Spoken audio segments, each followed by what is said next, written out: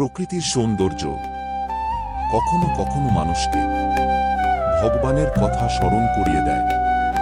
আজকের শ্লোকে নারদ মুনি তাঁর যাত্রাপথের অপূর্ব দৃশ্য বর্ণনা করছেন।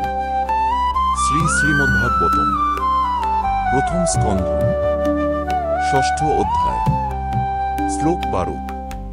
চিত্রধাতু বিচিত্রাদ্রিন নিভভগ্ন ভুজমান জলাশয়ঞ্চি বুজলান্নলিনী সুরসেবিতা চিত্রশনৈ পত্রথৈ বিভ্রম ভ্রমর শ্রিয়। অনুবাদ: আমি স্বর্ণ, রৌপ্য এবং তাম্র আদি ধাতুতে পূর্ণ পাহাড় এবং পর্বত অতিক্রম করেছিলাম এবং সুন্দর পদ্মফুলে সুশোভিত বিভ্রান্ত ভ্রমর এবং সঙ্গীতমুখর পাখিদের দ্বারা অলঙ্কৃত স্বর্গের দেবতাদের উপযুক্ত জলাশয় এবং স্থলভূমি অতিক্রম করেছিলাম। এই শ্লোকে নারদ মুনি প্রকৃতির এক মনোমুগ্ধকর চিত্র তুলে ধরছেন।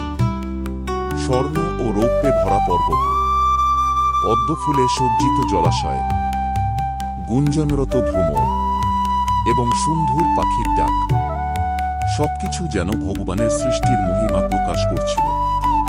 এই শ্লোক আমাদের শেখায়, প্রকৃতির সৌন্দর্য শুধু চোখকে আনন্দ দেয় না, তা হৃদয়কে ভগবানের দিকেও আকর্ষণ করে।